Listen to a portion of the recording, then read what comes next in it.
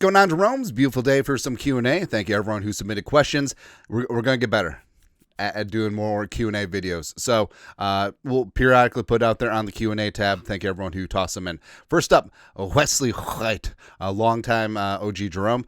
Why do you think raw football players but great athletes don't pan out in the NFL more? Well, paraphrasing here, but it's like when Belichick was talking about the cornerback to Bucky Jones.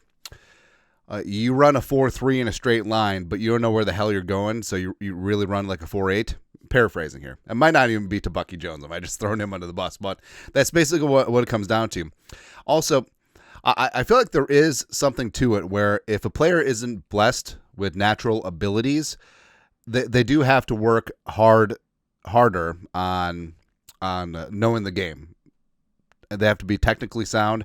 They have to know all the ins and outs. They have to know all these small things that add up to big things in the game versus if someone can just get by on physical ability, right? And you do see this a lot where a player will not have a good RAS. All of a sudden they go on to an All-Pro Hall of Fame career because they know how to play the game, right? Whereas, athletes who run a 4.3 40 have a great RAS, and don't work out in the NFL, they're a dime a dozen, right? So that's just how it goes sometimes. But I feel like, especially in the analytics age, like there's always going to be leeway if GMs go with the physical freak guy, because if they pan out, you have a physical freak who can play the game as opposed to a limited athlete who's just very good at playing the game. All that stuff. It's like Moritz Jerome Behringer, coming in 6'4", 227, the Schwabish Unicorns. Absolute bat bleep insane, But yeah, it didn't quite work out. He was supposed to be Randy Moss, 2. Yeah. Anyways, number 2. Speaking of quarterback 2, Shikataru. Bring back Teddy Bridgewater as quarterback 2 to mentor JJ. So we floated this out before, and it was not received very well. I don't know why. Like, hey, your quarterback 2 is not your starter. All right, so bring in Jumpin' Joe Flacco, bring in Tannehill, bring in whatever. I see it as about the same. But with Teddy, Teddy's proven that health-wise, he's good to go. He did great starting those fistful of games with the Saints a couple years ago. He's been the backup for the Lions essentially the last 2 years, or the back part of each of the last 2 years. And he's only 32, right? So if he's good enough to back up Jared Goff, and he clearly was a Lions quarterback too, because they clearly do not trust Hendon Hooker, why not the Vikings? Even though, Spielman, the guy who drafted him, ain't here. Zimmer, the coach who loved him, ain't here. I think that Teddy would bring just a great vibe, team first attitude. Because remember, like Teddy with the Saints, when the stupid ass team won a game, like Teddy would be doing the chopper dance in the locker room, which is hilarious. He'd be hopping around on a surgically repaired knee. That's how you knew that he was good to go. So honestly, I would consider it. Yeah, and Teddy's probably going to coach again. Like maybe he'll rejoin a team for a stretch run like he did last year with the Lions. It's possible. Next, Brandon Hill.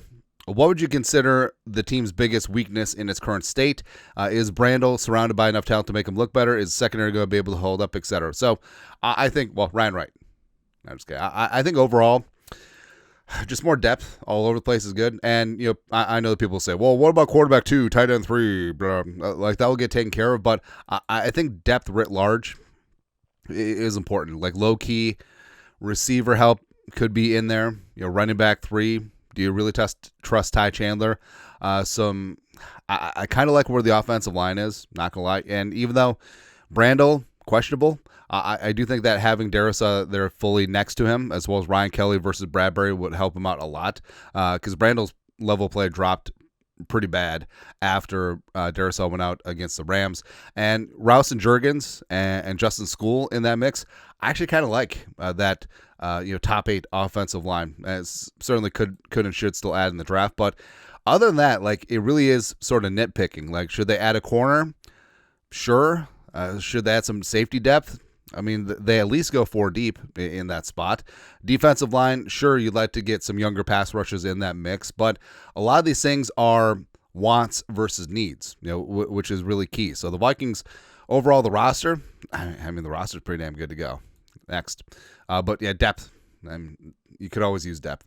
Next, Bob Bobane Gaming.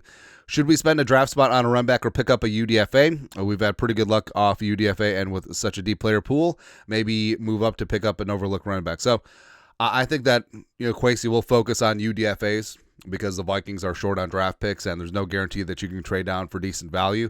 But since this running back draft class is so stacked, there's going to be some running backs that would typically go, fifth, sixth round that will end up being UDFAs. And some of our favorites that are either late day threes or UDFAs, Quint Allen, do-it-all running back for Syracuse. Donovan Edwards, won a natty with J.J. McCarthy, reuniting there, as well as Rocket Sanders from South Carolina. Like, there are some very talented players at the running back position that are going to go undrafted. And Kwesi, as he's shown, has been very good with UDFAs. And part of it is, greasing the skids beforehand, bringing in some potential UDFAs for a 30 visit, working things out with the agent, getting that line of communication going late in day 3. It's very important, right? And there is something to being really good with UDFAs, because it's not just like picking a player. It's like, hey, you are ours, you are ours, you are ours. No, you have to negotiate. And you have to outwork other teams, and that's something that Kwesi has been very good at. So, yeah, getting running back as a UDFA as opposed to spending a draft pick, you can go different directions, could make sense. Lastly, R-Free, OG Jerome.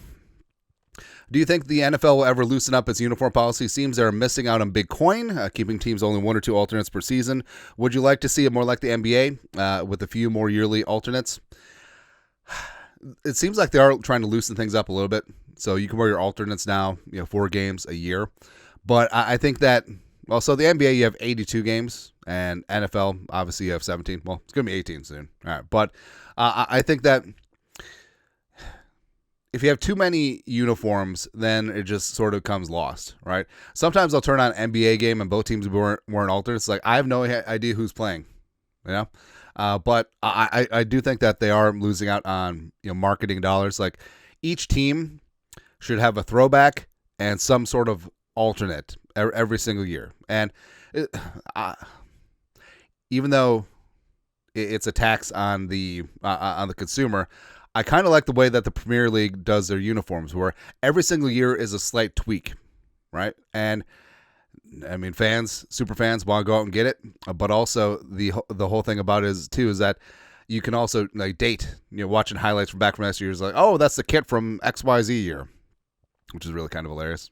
But I do think that the NFL is leaving some money on the table. But of course, then once the new alternate cool jersey is $179 for the Nike Zoom, blah blah blah, then we'll just complain about that.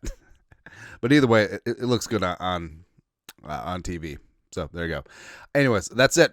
Vikings Q&A this beautiful day. You guys are the best. You know what to do. Skol. Production value.